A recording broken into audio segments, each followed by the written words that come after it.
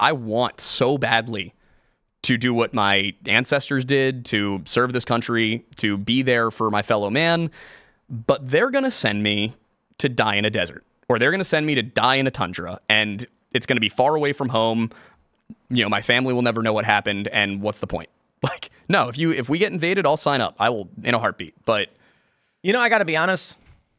I made that point a while ago. Like, the draft makes a lot of sense when the implication was defending this country. You would go to the young men and say, look, they're attacking us. You do this or we all die. I get that.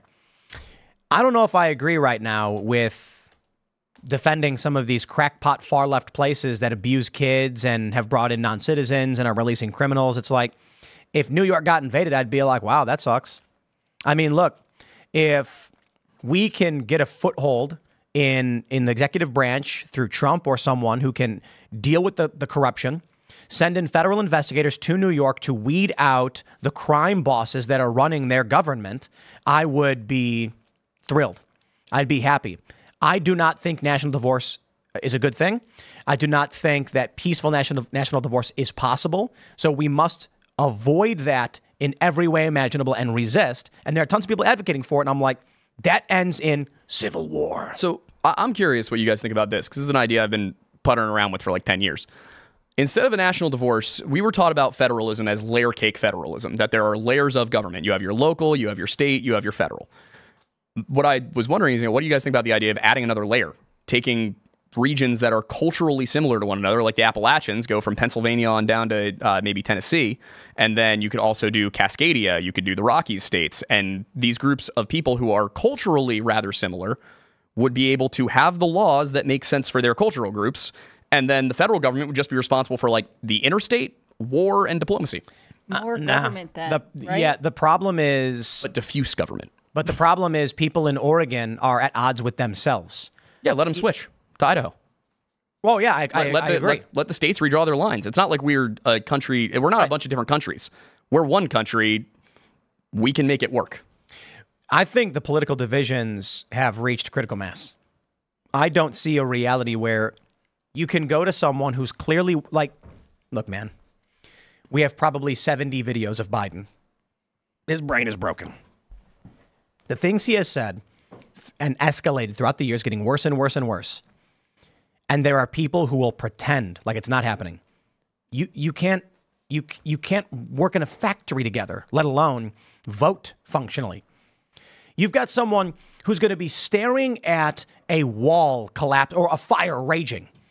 You're in a warehouse, big old fire bursts, and you say, "I got to get the fire. Help me get the fire extinguisher. I need your help." And they're going to go, "There's no fire." And you're going to be like, "Dude, there is a massive fire. We can put it out right now." No, there isn't. I will never agree with you no matter what. And then you're like, okay, I'm leaving. I need to get out of this building because they will not help me. Yeah. I think divisions are really serious. And I like your idea of regional allianceship on some level. I think regional management and culturally more homogenous coalitions would be good. I just think that at this point, rather than adding a layer of government, why don't we see that within our elected leaders that we have already? Like, what kind of partnerships do you see between regions right now? Because it's potentially they could sort of make this happen on their own. You could have coalitions in the House. You could have governors who have a specific regional conference they attend. Like, they could do this. They just opt not to right now. The idea in my mind is that it would hopefully defeat the two-party system. That you would get to a point where, because Republicans in, let's say the Republic of Appalachia, because those Republicans aren't going to have the same priorities as Republicans in the Midwest, it's not the Republican Party is going to have a much more difficult time because you've made everything a lot more personal, a lot more local. For example, you guys have coal, right? A lot of coal. We have a lot of coal. We have a lot of oil, a lot of shale. We also have railroads. Who is we? Pennsylvania. Okay. Sorry, I should have said that. You're in West Virginia. You guys have a whole bunch of industries that work for you. Same thing goes down the entire country. Every state tends to have something that, works for them. A lot of the Appalachian states, it's the energy industry. It's oil, it's coal, it's shale. Those are the things that matter to us. But Pennsylvania can't make any movement on fracking, on transitioning to fourth generation nuclear, on fixing our rail system, which is the most robust in the country. If we could just modernize it, we can't do any of that because the government's like, sorry, people in California decided you can't frack. Right, I agree. This is the problem with globalization. The idea that a singular entity can rule over every region uniformly doesn't make sense. California gets a disproportionate amount of votes because of illegal immigrants in the first place, but then they get extra congressional seats. They've lost one in this past census. Then they say, the people of California don't like nuclear energy, so Nebraska can't have it. And it's like, why is New York, Illinois, and California, and Oregon, I guess, and Washington voting that large, sparsely populated states can't have a nuclear reactor? I mean, I'm not saying they literally can't. I'm just saying that's the general idea. If you're in Wyoming, the population there is, what, like 500 and something thousand? They barely have a congressional seat as it is. You've got tons of empty space where you can do a bunch of awesome stuff, but they ban these things. And right, like fracking and stuff, they pass these laws controlling all of it, but they don't even live in these places. It should be left to the states, but the federal government keeps... Yeah, this is the problem with large federal government. And with fracking specifically, like, that's such a local problem. Like, if a community says, all right, we're going to take the risk, we're going to try and make sure we have all the safety in place, and we want to frack here, there is no reason that people in shale country PA need to listen to what people in Los Angeles think about that. The people in Los Angeles will never be affected by somebody fracking in Carbon County, Pennsylvania. It will never happen. So why do they care? I think, I was thinking about it. Pennsylvania, you guys got cheesesteak. Do they got cheesesteak in Western PA? The sandwiches change a little bit. Permanis is kind of they got a different format over there. West Virginia has deep fried dandelions. What? Yeah, that's true. Yeah, I'll try it. It's pretty good. Is it good? Is it particularly? I know it exists. It's like an old Appalachian recipe. I've never seen it. How common is it?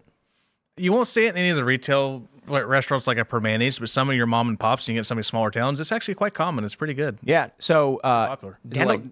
Just like dough on a dandelion fried? Yep.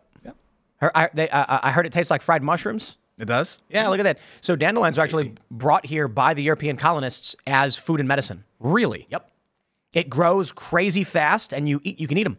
And they're all over the place. Tradition remains up in Appalachia. So, you got different conventions and customs. See, you're from PA, you had no idea. Didn't know. And of course, Chris over here has never heard of a cheesesteak. Of course I have. Oh boy, I was down in San Antonio last week for Unsubscribed podcast, and they had some cheesesteaks on the menu, and I was like, I'm not going anywhere near this. That's how I feel about pizza outside of the Northeast. Yeah, I don't any outside of 50 miles of Pennsylvania, unless it's like the person running it grew up in South Philly. No, I can respect that people in New York and the Northeast think their pizza is better. Oh, no, don't do this to me, Tim. Don't do this. Don't do this, Tim. What? But Chicago. Yes, being from Chicago.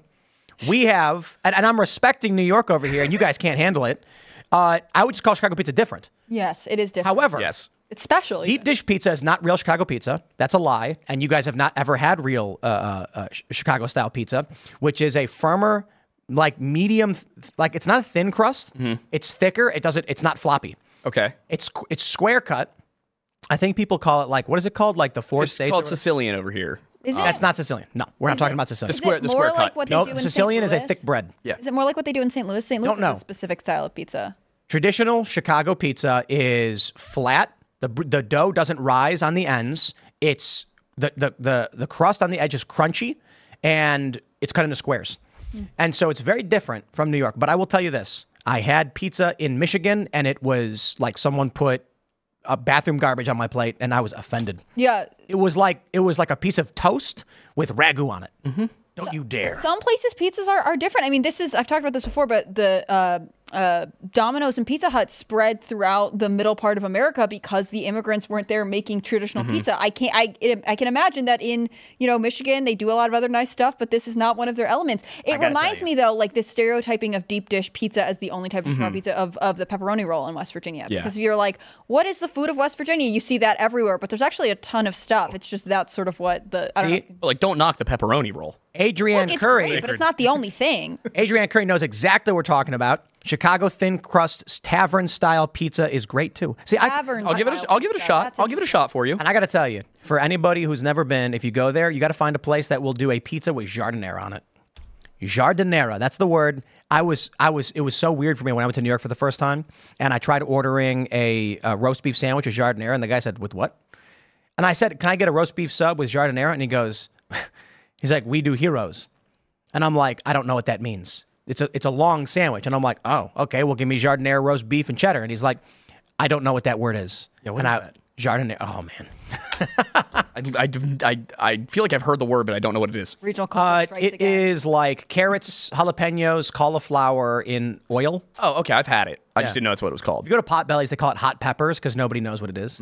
Thanks for checking out this clip from Timcast IRL. Make sure to watch the show live Monday through Friday at 8 p.m. Subscribe to this channel, and we will see you all there.